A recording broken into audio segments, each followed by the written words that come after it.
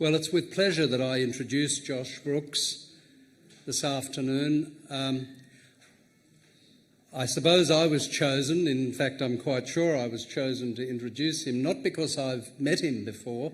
This is the first time that I've actually shaken hands with Josh, but I suppose because I'm another Aussie, that is, I come from Australia and he does as well, of course. And I'll just give you a very quick introduction to a little bit of his background so that you have an idea of where he's come from and why he's here today.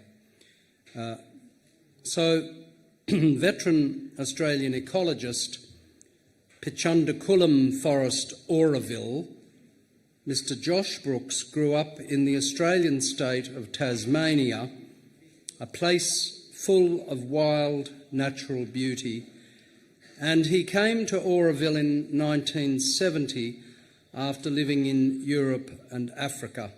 So he's been living in India for a very, very long time now.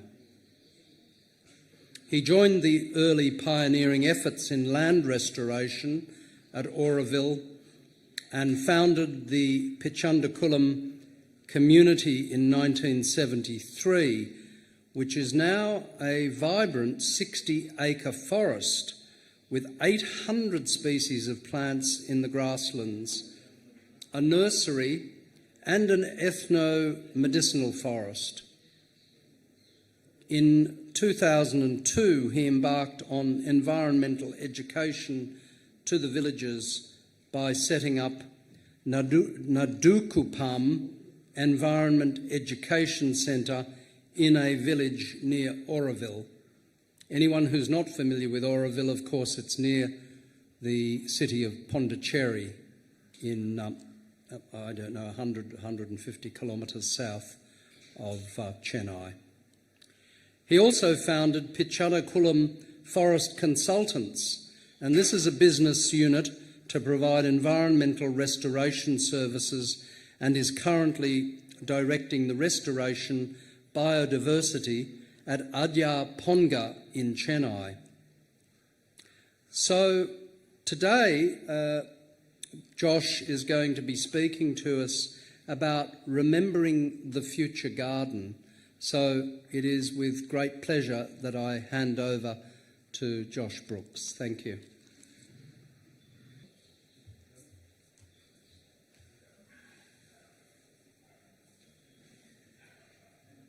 Thank you. Thank you so much for welcoming me.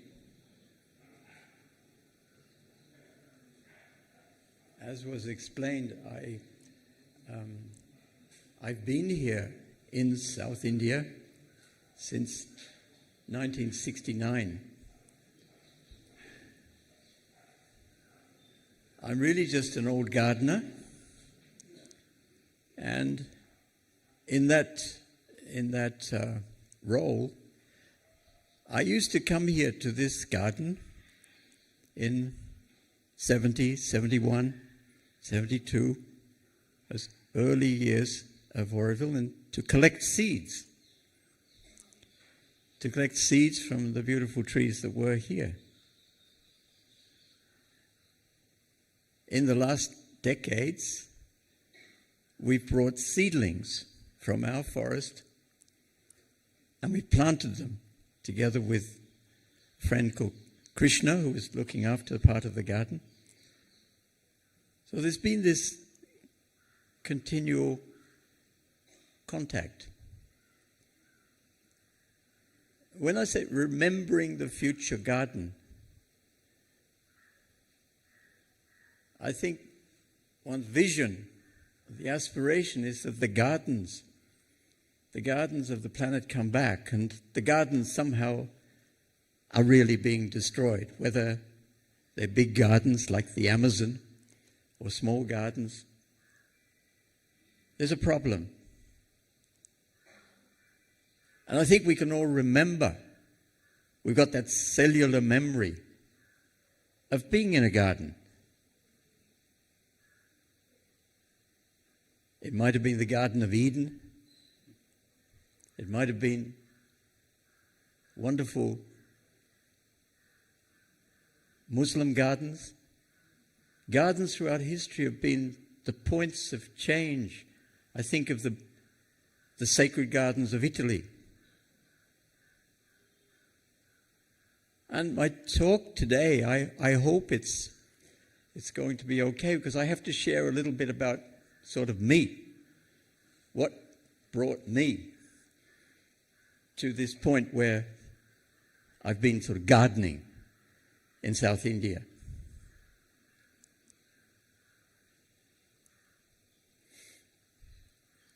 I mean, that could be Gaza. It's not. It's where I was born, which is another cycle. It's amazing. When you're born at the end of the Second World War, that's Manchester. The last of the bombs, Hitler's bombs, tried to get rid of Manchester while I was being born. So, gosh, what have we learnt? It doesn't seem to be much. As I said, just to share where one comes from. And we've got those cellular memories of gardens, and we've got probably cellular memories of countless wars. Can we change it?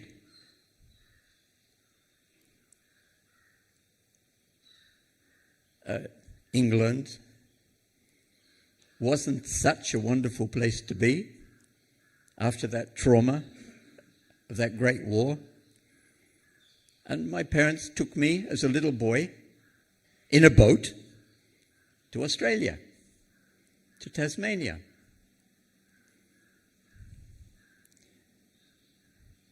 Hundreds of years before, not so long, other people had come by boats.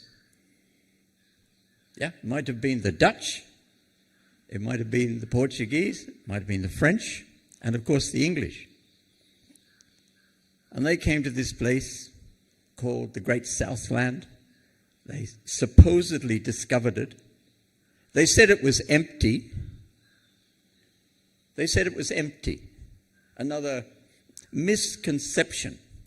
And that's part of our way of saying the wrong thing. There were actually 250 different language groups and whether you call them tribes or kingdoms in Australia at that time. And that information is coming out in very, very beautiful ways at the moment, how the Aboriginal people gardened, created a garden over this huge continent for only 60,000 years.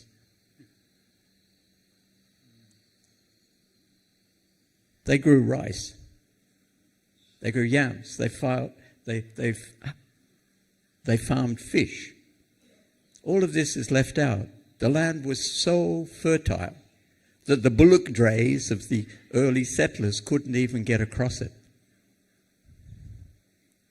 It only took about 3 decades, 4 decades for them to, one, wipe out a lot of the people, but also destroy the land.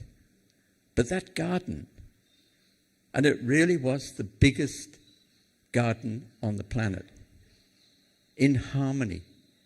They burnt part of it. They worshipped it. They knew every leaf, every twig, every mountain. They sang their way through the landscape.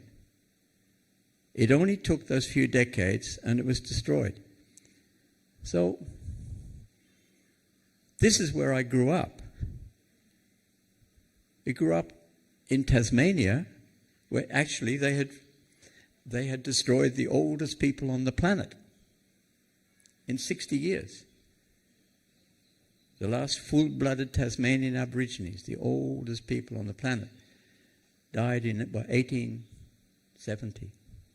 But this is the landscape that the British people came to. And it was a landscape that was created by the Aborigines over 60,000 years. They were wonderful gardeners.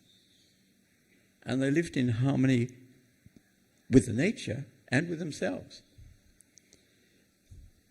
I grew up in this incredible place, Tasmania, this little island off the bottom of Australia, and learned to love it, learned to talk to it, walk in it. And it's the place where the first political party, the green political party on the planet, was formed. People loved the land there. I think the spirit of the Aborigines has entered many of the people there, and the environmental movements have been so active. And it taught me a lot. This is part of Tasmania, where I grew up. To cut a long story short, and I'm not here to tell my life story, but I have to explain, why did you leave this wonderful place? You say, gosh, yeah, silly stuff, yeah? So I got drafted to go to Vietnam War with the Americans. I didn't think that was a very good idea. I'd actually grown up a Quaker, whether that means anything to anybody. But I'm a birthright Quaker, so that definitely wasn't a good idea. But I escaped from Australia, which is not so easy because it's surrounded by water. As you know, it's an island, and there's a lot of sharks. But I left. I left the nest and travelled through many places and lived in wonderful places. And yeah, I can think of 50 countries that I travelled through, and I lived in the middle of Turkey by myself for a winter. I mean, with lots of wonderful people in that village. I lived in Ethiopia. I lived in the Himalayas. Just tasting the wisdom and the meeting incredible people. Until I ended up in South India. It's another story, but I came upon Pondicherry and that experiment going on there almost by chance.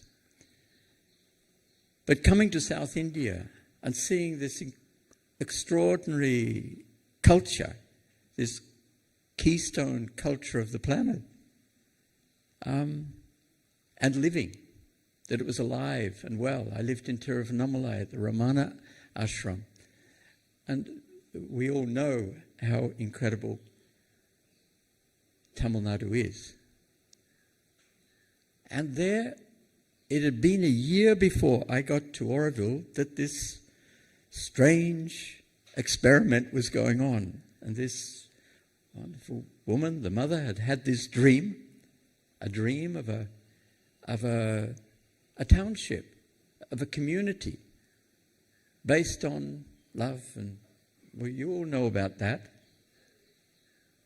And a place which was going to experiment and try and work out what the next step could be.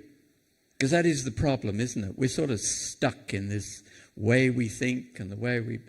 Can we think of a different way to be? And get processes in our heads working that will help us get through what's coming. So Auroville was founded on the 28th of February 1968, and Indira talked, and the mother was in Pondicherry. She was in her room, and children from 120 countries brought soil and put it in that urn in the center. So it was a year before I got there. But when the crowd went home, then there were probably some papers blowing across an empty landscape, and this is what we'd been given. We were not given a place by a river. We were not given a garden or rice fields. We were given a desert. And that desert had been created by what? Development. The problem is that this place, this part of the world, is so special. It is one of the gardens of the planet. I understood that the British said that this area, Chennai, Pondicherry, Tanjore, was the jewel of their empire. It's a garden. It's amazing. And because it's so beautiful, of course, it was very attractive to everybody. Whether it was the Romans, they had a shop in Pondicherry 2,000 years ago. Everybody came to take something. The ebony of the former forests, where is it? It's in the piano keys of Europe. It had been taken away, and then ships had to be built. Railways had to be built, and all the railways were made out of wood. So there was nothing left. And this is just outside of Pondicherry. Whoops, that was the wrong way. This is what we were given. Canyons. The soil was just being washed away. The sea was red for 20 kilometers up the coast each year. And we said, this is crazy. How can we create a community? How can we live here if the very foundations are being washed away? We were feeling the pain of matter, I think. And this relationship, deep relationship with matter was starting to be very, very present. That's a picture taken in 1973 of the place that I started work then. I'd been in Auroville for 3 years, but I started work here in 73. The mother was still alive, and the chap on the left, he was a traditional healer, a Natavaitya. He told me about plants. He told me the uses of plants and the spiritual meaning of plants, and that helped. The plants weren't something in a pretty garden or flower. There was a symbiosis between us as a species and this vegetation. And the person on the right is me, actually. So we were living our dream. And what we'd studied, I'd studied law and all sorts of strange stuff, and it didn't help me very much at all. I had to learn to plow. I had to learn to build little huts to take shelter in. And our teachers were, of course, the local people. That was one of my first houses in Auroville. And the villagers they didn't have bicycles. They were very dusty but they were our friends. These were our teachers. And we started to learn about water and the importance of water. As the monsoon came, or the dry period, sometimes 6-8 months without water, without rain. We learned about the traditions of how the lakes were made, how the yeris were created, how the kolams were created. And this, so that there could be that amazing civilization of South India. And we realized that all the lakes, the ponds, nothing was natural. It was all created by the people so that they could have another crop of rice, so they could manage the water, so they could build their temples. And this was great. These are all pictures that I took myself, probably 30 years ago. These water lift systems hardly exist anymore. But amongst this was all this talking to, particularly, of course, the old people. And we did surveys of their information about plants, put it into teaching materials, then started teaching to the kids in the schools or the women's groups, and that's a picture of what we call our catchment, our bioregion. It's 600 square kilometers. We walked over it, we cycled over it, we went in our bullock carts and discovered it. The little hills, the sacred groves. Yeah, and this was important. The sacred groves, these temple forests, were where the remaining plants were. And we understood this tropical evergreen coastal forest, which so little is left. 0.001% is left. We documented 300 temple forests from Sri Harikot down to Point Calamere. It was fun. And we later GPSed them and put them on maps and gave that information even to the Forest Department. From the beginning, we worked with the Forest Department. But it was these wonderful trees that we got to know, the mother trees, doing phenological studies, working out when they were flowering, when they were seeding, going and collecting perhaps 100 kilometers away to find a special tree, bring its seed back, work out how to germinate it. But all the time relating to these plants, relating these trees as friends. And there, I skip now, I jump, because in these last decades, I've been privileged to visit other gardens. And when you visit those other gardens and see the extent of one, perhaps the beauty and the incredible richness and also the threats, it's amazing. This is the Amazon. So I was with the Yasuni Indians in the Amazon.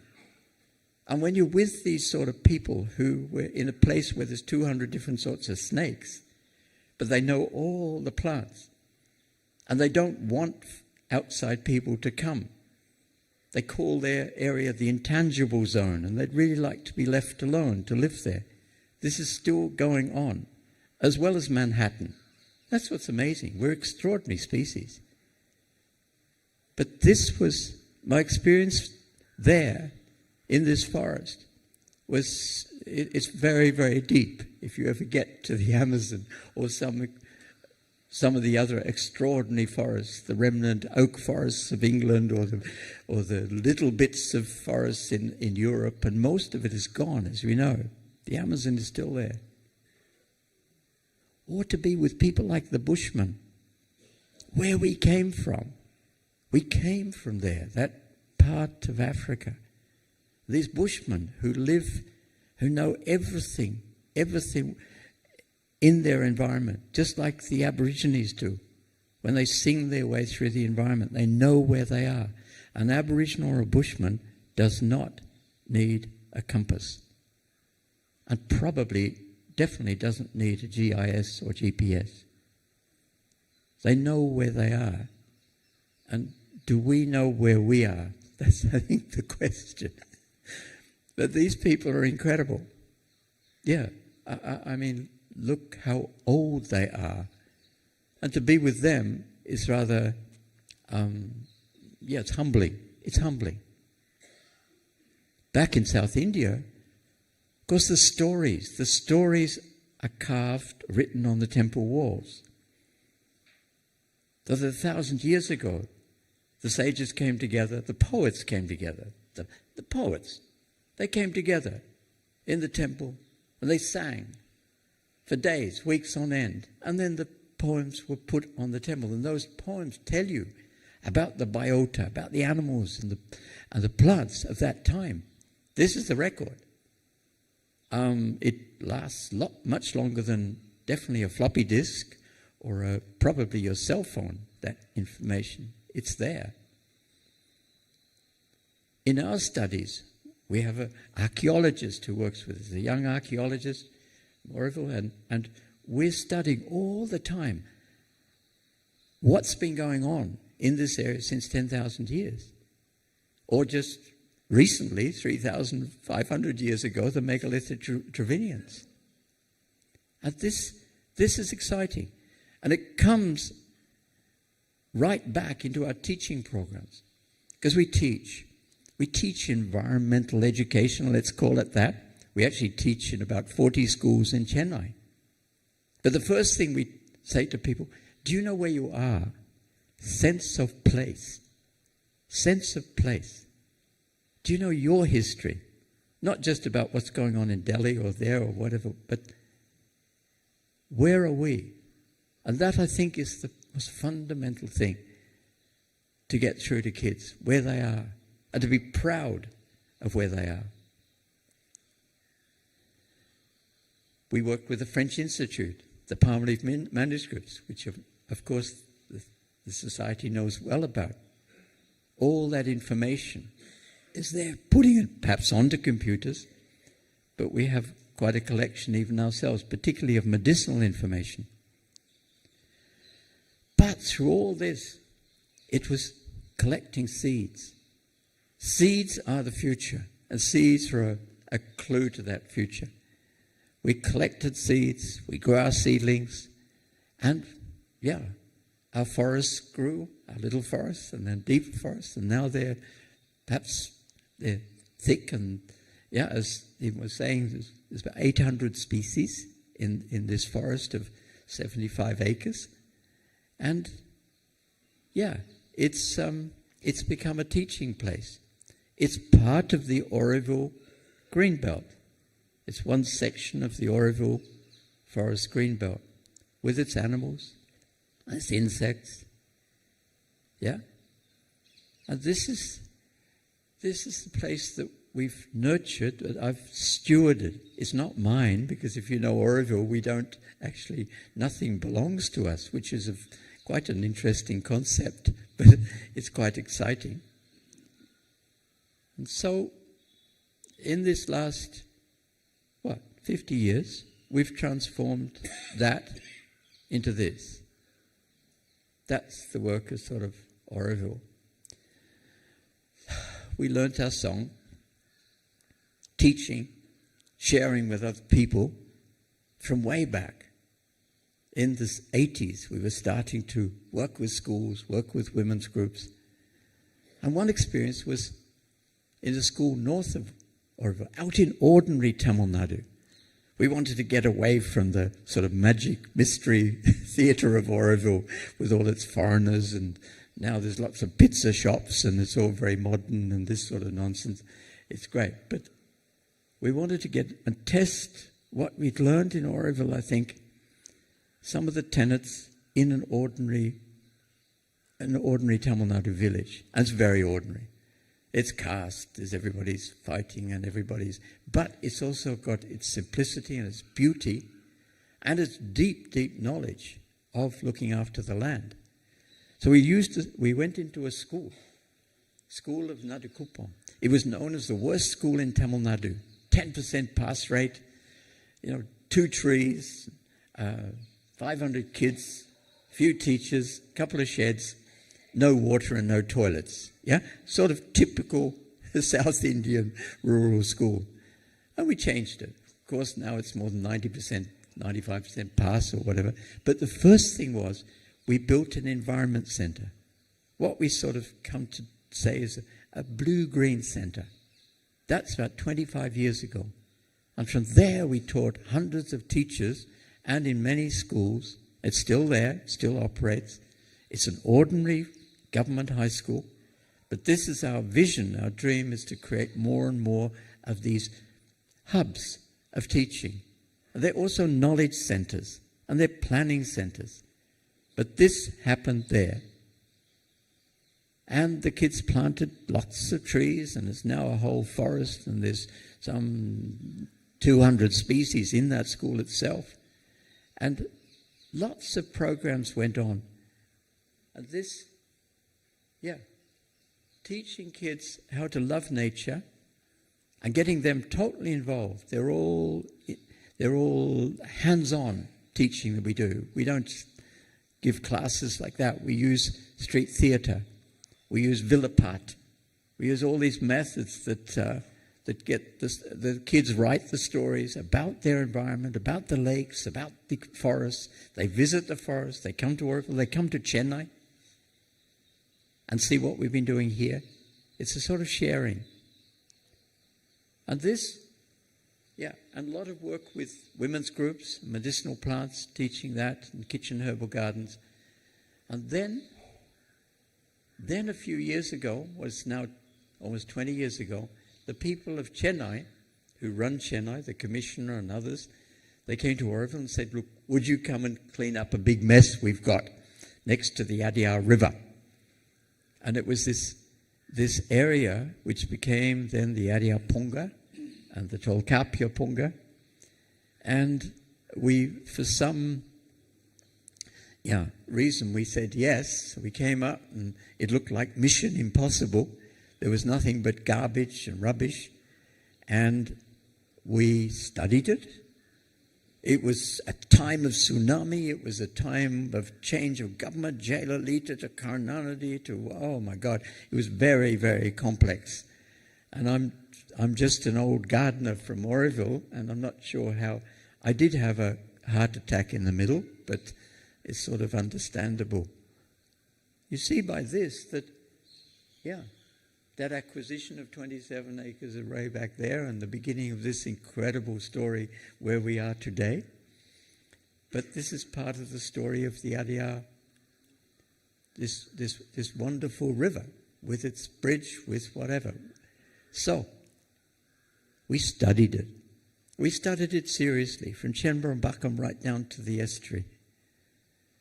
We started, in our master plan, we were going to create a research institute there in the Ponga.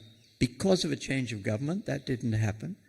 But this is what we looked at. We all know. And I can remember even swimming in the Adyar 55 years ago. And there, that's the Coombe. What happened? This is the question. And that's the challenge. How to bring that back. Yeah, when it's a bit high, isn't it? It's something that when you destroy a river, you destroy part of yourself. But this, you know, you could say, there we've said the Adyar Ponga. Can you bring that down a bit? Not really. It's okay. We lose some of our soul. And it makes the celebration of culture more difficult. Surely the deeper function of culture is the mediation of the self and the ecosystem. This was in a foreword that I wrote in the Adyar Master Plan. The Adyar Ponga is about bringing back diversity of species.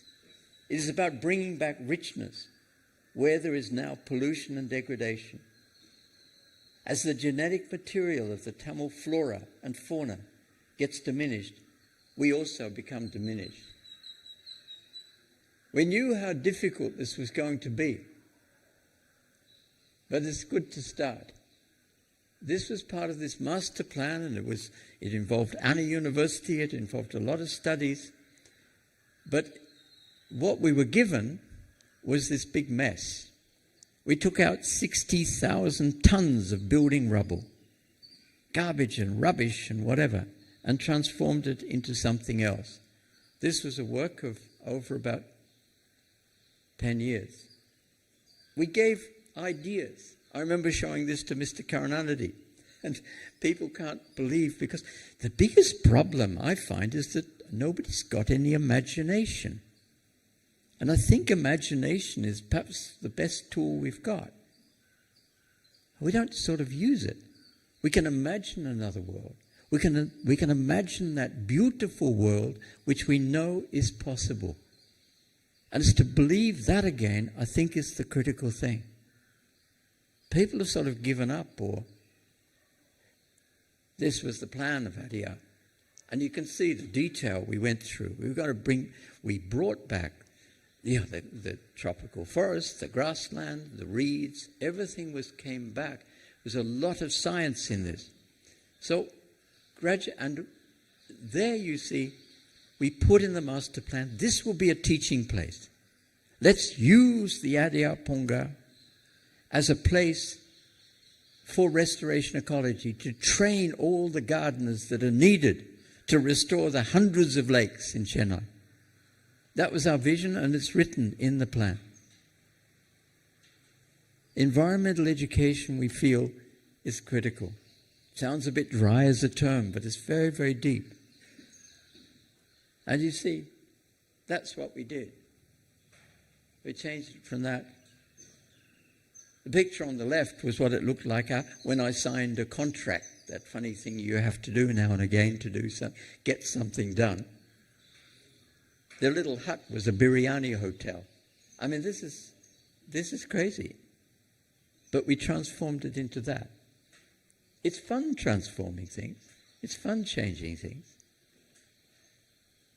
Yeah. June, December, same place. We planted. That's me and my coracle on the Adiaponga, planting a tree on one of the islands. So 200,000 seedlings, 172 indigenous species that came almost entirely from our Auroville nurseries.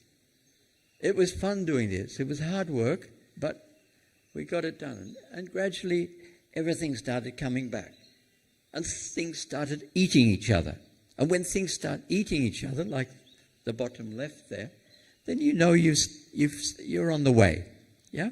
You've got something, processes. The crabs came back, the mangroves. And of course, those mangroves are now spreading all the way up the river.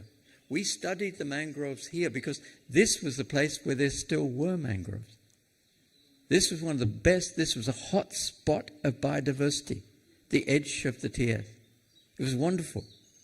We did botanical surveys then in this garden. But at that time, there were no other mangroves. And then we introduced, I think it was 8 different species, and they've spread everywhere up the river. It's one of the best restoration efforts of mangroves. We monitored.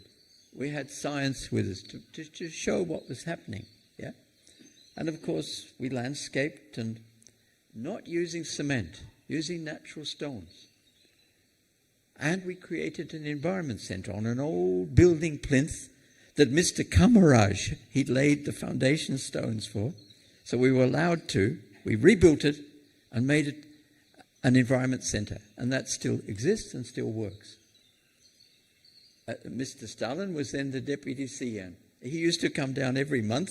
We walked together and talk about trees, and it was quite interesting. I didn't like the AK-47s very much, but they were sort of part of the same package. But, yeah. Chennai has this wonderful...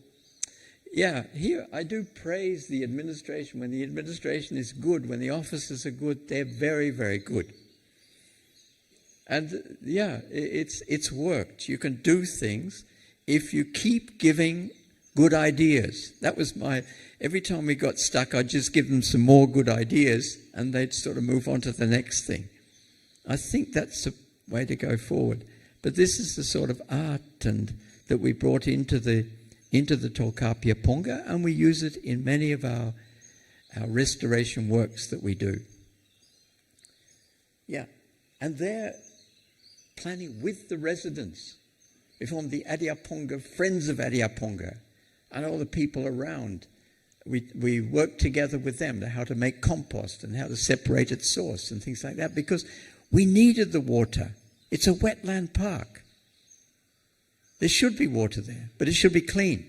So if the streets are clean and there isn't garbage in the streets, then the water coming into the wetland park would be what we want. This was while we were doing the work.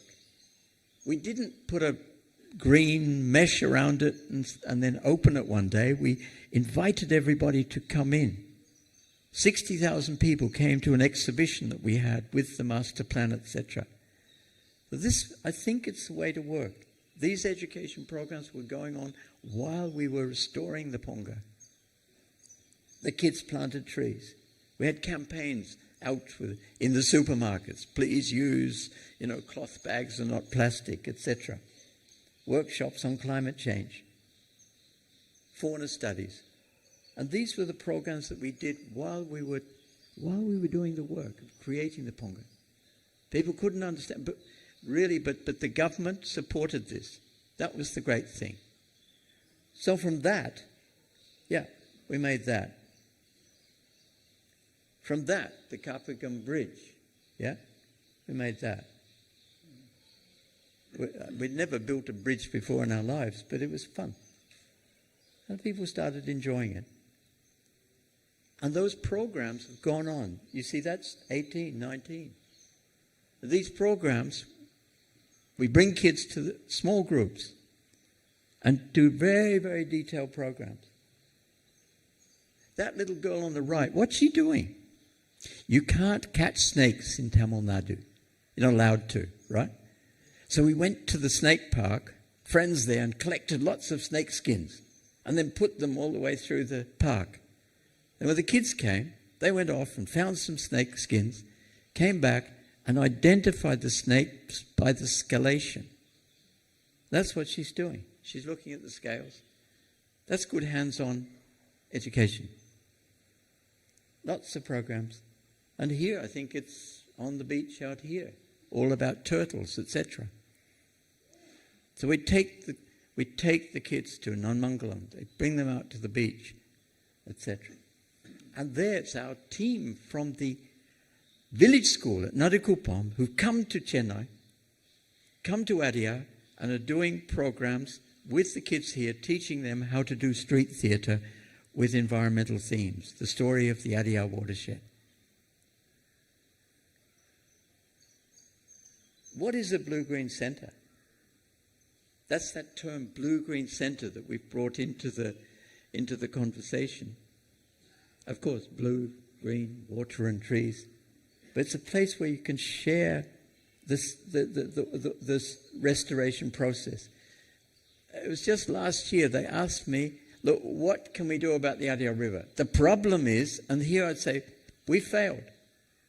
It's under my watch, our watch, that the Adyar River has even got dirtier. And how many thousands of crores have they spent on it? I know that. I know all the efforts they've done, but we won't get into that. And they're asking me last year, what do we do about it? They've got another scheme, and it's going to spend another 400 crores or whatever, yeah? Asian Development Bank, it's all there, it'll happen. But I said, get the people involved. Every few kilometres up the Adyar River, you create an environment centre. Get the people involved. From the people in the penthouse to the people in the slums. The school kids, the women's groups, the youth clubs. Get them to, that they understand it's their river. And if there's an illegal connection from some new apartment building, fix it. Take control, because the government just can't do all. But this is people's, society's participation. And this has been adopted. They're going to do some of these centres. I think later, very much later this year, this program's going to start. And this is the ideas that prefabricated structures, because it's on PWD land or it's near to the river or it's on Pornbook, that's another technology that we're using because it's on public land. You can have these education centres, which are monitoring stations, which are planning places for the people of that area. And this was part of that project that we gave to them. It was accepted. And that Tolkapia Punga, could be a training place for these people. I believe the Theosophical Society could also be a training place for the restoration of the Adyar River. But we'll get onto that in a moment. Tim, that's partly why I'm here. Anyway, but you see, in a blue-green centre, all this happens. You learn to restore and steward land. You work with the community. You create more eco-warriors. You train the trainers, because we need a lot of trainers for blue-green centres to be put up all over the state. You work with the local schools. It's practical. And everybody, the kids will transform their schools into eco schools. This is in our Nadikupam village centre, sustainable development goals. None of this needs to be dry. It's all about getting to know the details, the damselflies and the dragonflies and the trees and your relationship to them. And perhaps you'll learn even to talk to them. Not just hug the trees, what we were talking of before, but know to love the trees. And they're models. They're patterns in each blue-green centre, in each school. We have vegetable gardens, medicinal plant gardens, Navagraha gardens with the sacred trees. This is, you see, in 23, last year, we opened this. It caters for about 100 Pondicherry schools. A beautiful nature lab. We planted perhaps 300 species of plants. And a small center that can handle a computer, and the kids can have their collections, and all this can happen. This was created just very recently, opened by a collector, the Auroville collector, in Western Chennai, a blue-green center around a restored lake of 15 acres, and we planted 15,000 trees there. Now it's used by the local panchayat, the local schools. It's their place. That's the work going on, and sometimes the people who, it's actually the TCL people, Tata Communications, who paid for this work. Their employees come out and they plant trees and study the place. And gradually it's greening itself. And the students from the nearby schools. This is going on all the time. There's a program going on today. This is in Western Chennai, at Puttur. Right. We jump now to our big flood. Some of you perhaps were aware of that, the big flood where 500 people, drowned in one night, Afterwards, even the high-tech companies were washed away.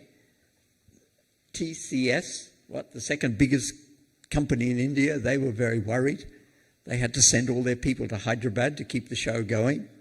So they didn't want that. They came to IIT Madras, and IIT came to us, and we all worked together over several years. And in the end, we did the master plan. We restored the lake at Sirisri, a 100-acre lake, doubled its capacity. And this is the sort of work we can do. Sometimes you've got to work with machines. Sometimes you do it just by hand. But we planted eventually about 20,000 seedlings. And we're starting now to do a project with the Forest Department in the 1,000-acre forest above it. So all this can be done. We need lots of people to be involved. That's it. That's the work going on. You see the transformation. It's beautiful. You could swim in this water. You could drink this water. Tell me in Chennai where you drink water out of a lake. This water's coming from 1,000 acres, or actually 300 acres of a 1,000-acre area of reserve forest. It's beautiful to swim in. It's a gem. It's out there at Sirisri above Sipcot. But this is what we're working on. How Chennai could evolve. That's interesting. This is the site where we're going to soon put up an environment centre there for the schools of the area, for the community of the area, for them to plan their future. Remember. I remember all these pictures. It's in my mind of what we were given. The little hut in the background was one of my first houses. This is on the edge of, the village, Kulapalliam village, on the edge of Auroville, a little village that didn't have a bicycle. And we changed it to, that's one of our meeting rooms in the forest. At this point, I do invite you all to come sometime. Please, I hope some of you do. This could be taken even 100 meters away from us here. We're on the edge of an incredible historic river. The stories around Adyar are amazing. You know it, and you can feel it. You can feel it. It's why you're all here today. You've come, attracted by all this cellular memory of this place. And who knows best? Who knows best around here? My vote would be the trees. There are trees here, that remember the hundreds of years. I'm sure I'm right. I know that. We know who planted them. We know who walked amongst them. We know who thought amongst them. And everything is absorbed. And that's the special thing of this place. The most important thing is the garden. These trees, some of these trees, listen to the most extraordinary conversations, aspirations. Wow. How to help the trees, and how to perhaps bring back possibilities of more conversations going on in a very, very deep way. This is 200 meters from here, by the way. This is your paths. Who's walked along these paths? We know. Yeah. Shall we? I'm sort of taking. Tim might stop me at any point, but shall we turn this into the most amazing environment centre, blue-green centre? Shall we turn this into a place? Shall we transform it? Shall we nurture it into a place that can then give hope and pictures of all the positive things going on? Positive things. Because you need it with Gaza and Ukraine and everything else going on. Wow. Most of the world. The positive. Make this a positive house. A place of good news. Of really good news. Where the skills for the transformation, and not just, certainly not just this place, but the Adyar River and Tamil Nadu could happen. The Theosophical Society, this wonderful garden, here, Tolkapia Ponga the other side, Srinivasapuram, which also will be transformed. This is the place, it's the checkpoint. 1,000 square kilometers of catchment. All that stuff that happens above it, way up to Chinglepet, Chembrambaka. We've got to clean all of that up. We've got to influence it. We don't have to clean it. We have to give the skills to people to clean their own act up. But without that, it's terrifying. But let us work towards the point where we can swim in this river again. And this is the checkpoint. It's the point where the water goes out to the sea. And we can. Really hard work, you could do it in 10 years. So the water going out to the sea, joining the ocean, could be clear.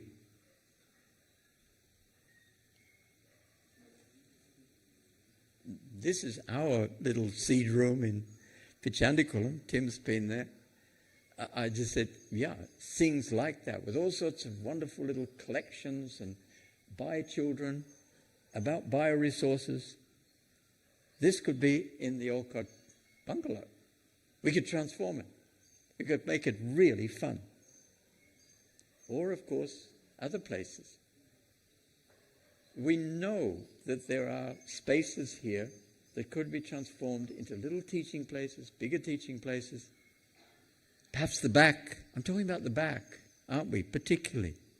We're talking about the back gate going on to Nuchikupa. We're talking about the old camp, the scout camp, whatever. You could make that into a place, a hub for training eco creators, eco warriors. I don't like the word warriors, but anyway, the people, the young people that are needed to have the skills to clean up, to help, to bring back spirit into the matter of this catchment. And in the end, it's bringing spirit into matter that is all important. Matter does have spirit, and that's our function, I think. I think it's our function, our role as a species. we can create more gardens. You have beautiful ones. Perhaps they need some help. Perhaps we've got to rearrange some things. Perhaps we can bring light. This is a garden that I created in the last years in Auroville. Using it's a meeting place. It's a circle of stones. This is all works that we did. This is in Auroville too. Carved, the paradise flycatcher, which is the bird you want to see more and more here in this garden. We use art. The children, then they can visit and see. Of course, more ponds and information. This is what we do, and this is what we'd love to share. If there's an opening, if there are people, if there's a wish, if there's an aspiration, if there's a team, then this could happen. I'm just talking completely off the top of my head, but I've been thinking about it since when I met Tim. He came.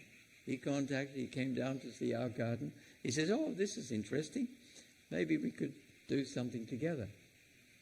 But it'll depend on the wish of people here and a group of people that we can work together and we can bring perhaps our humble skills and create something in this place which would be absolutely magical and could help this community of Chennai, let's call it a community of Chennai, in a huge, huge way. This is what we do. This is what we bring. We bring paintings on stone.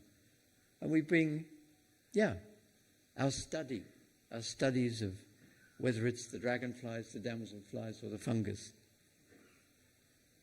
This is all Adia. This is the Tolkapia Ponga. Places to sit. This is what we can bring. This is Nadukupum.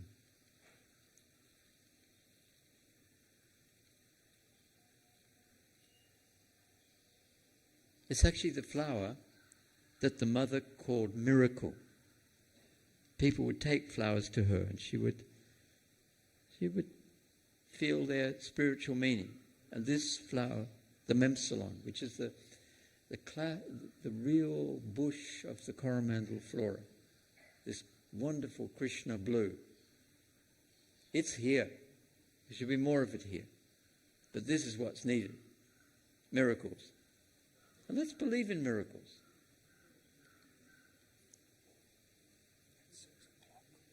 And this, it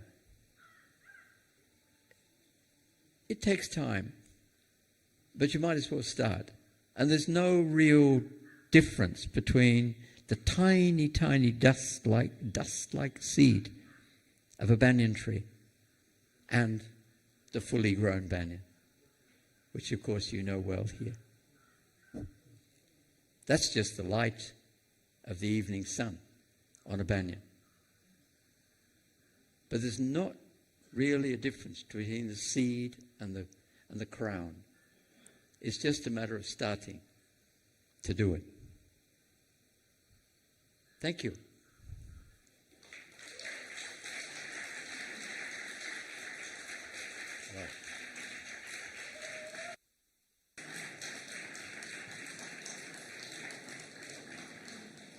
Well, what an incredible inspiration.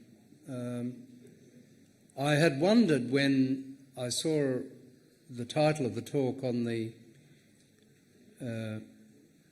program, does it have great relevance to our theme? Well, of course it does, because this is intelligence in action. It's the way that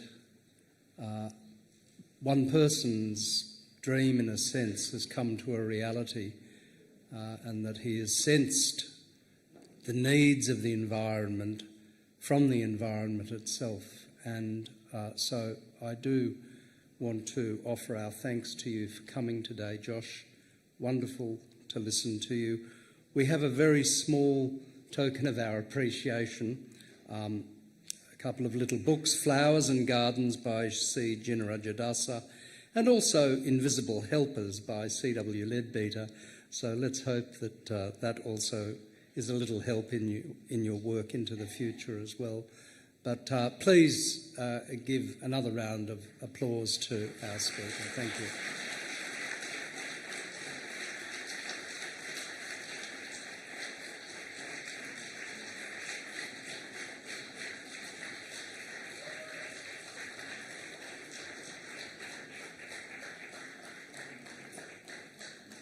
I think our next program will be starting at 7:30, is it not? Yeah, so we'll see you back here then. Thank you.